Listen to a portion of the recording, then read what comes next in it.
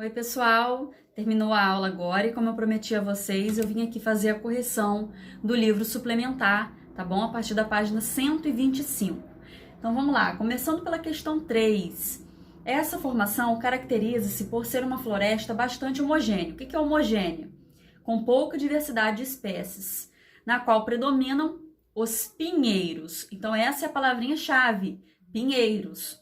Por isso, essa floresta é uma grande fonte de madeira, utilizada na fabricação de celulose, matéria-prima da indústria de papel, e é igualmente destinada à construção de casas e móveis. Esse bioma se refere à floresta. Então, o bioma que tem o tipo vegetal de pinheiros é a floresta de coníferas, letra D, tá bom? Onde tem o tipo vegetal pinheiros. Questão 5, lá na página 126.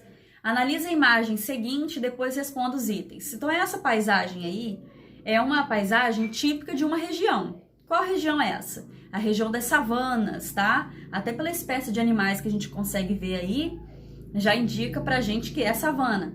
Letra A. Identifique a formação vegetal e o clima predominante nessa área. Já falei, né? O tipo de vegetação é o tipo de vegetação rasteira, mais especificamente savanas, tá? Mas ela não é só rasteira, ela também tem alguns arbustos. A gente tá vendo algumas árvores, né? E nessa região, gente, o clima predominante nessa região é o clima tropical seco. Por quê? Não é igual o clima tropical litorâneo nosso aqui, que tem mais chuvas ao longo do ano.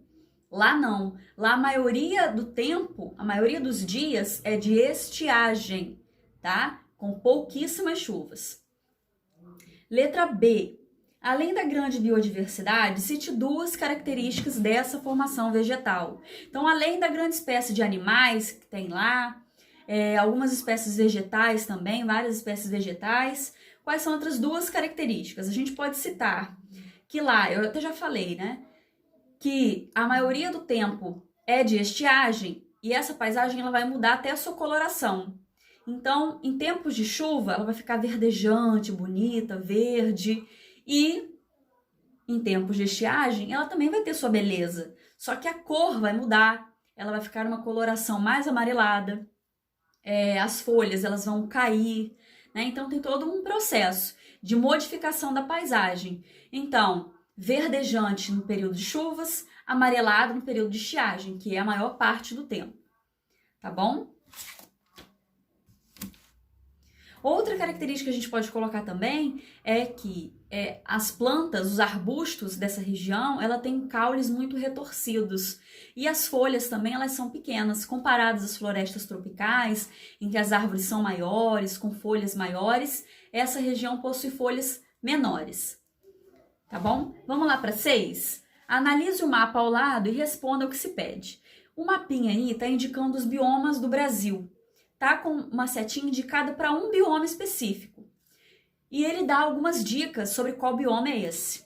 O bioma indicado pela seta é conhecido por ser uma verdadeira caixa d'água do Brasil, em razão de abrigar as nascentes das principais bacias hidrográficas brasileiras.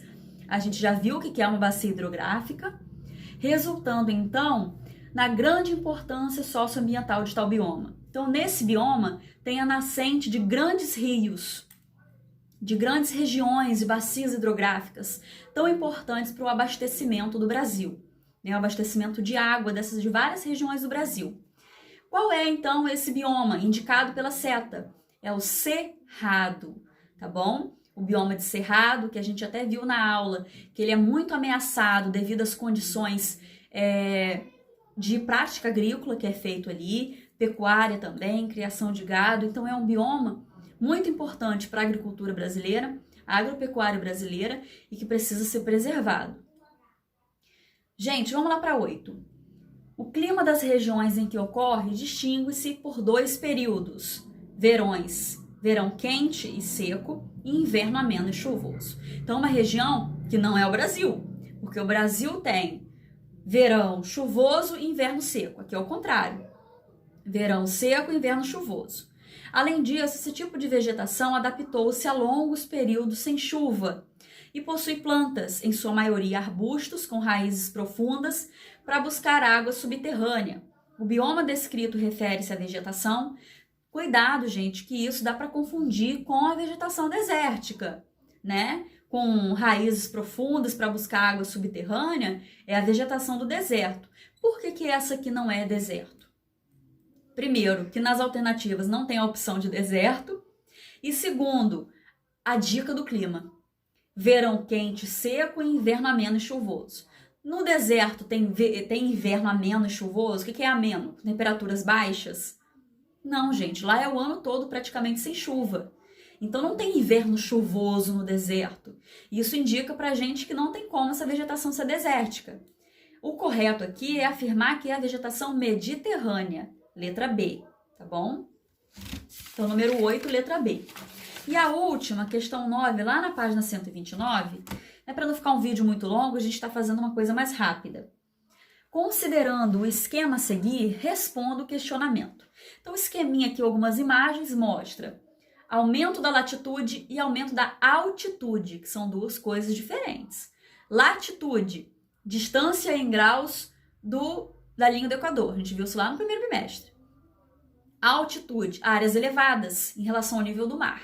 Então, uma grande altitude, 2.000 metros, 3.000 metros, em relação ao nível do mar. Um relevo, por exemplo, né? Um planalto, uma montanha. E latitude, altas latitudes, é quanto mais longe da linha do Equador, tá? Então, não esqueçam isso. Baixas latitudes, próximo à linha do Equador, zona tropical. Altas latitudes, perto dos polos, zonas polares, frias. Então, de que forma é possível relacionar a altitude e a latitude com os biomas apresentados na imagem? Então, a gente consegue ver aqui que tanto nas altas latitudes quanto nas altas altitudes quase não tem vegetação. A vegetação ela vai ficando cada vez mais rasteira até ser o quê? Totalmente coberta por neve e gelo. Então, o topo de uma montanha, que é uma alta altitude, né, uma grande altitude, ela vai ser coberta com uma cordilheira dos Andes, o Himalaia, o Monte Everest, vai ser coberto por neve e gelo. E as áreas polares, que são áreas de grandes latitudes, também são cobertas por neve e gelo. Então, essas vegetações elas vão ser muito semelhantes. Então, tanto nas grandes altitudes quanto nas grandes latitudes, a vegetação ela vai ser semelhante. E qual é a característica dessa vegetação? Plantas baixas, musgos ou completamente coberta por neve ou gelo. Tá bom, gente? Vou deixar o link desse vídeo aí no portal para vocês. Para fazer a correção, não deixe de corrigir, tá? O slide está aqui do lado também, indicando as respostas. Não deixe de estudar para nossa provinha, tá bom? Tchau, gente. Um beijinho.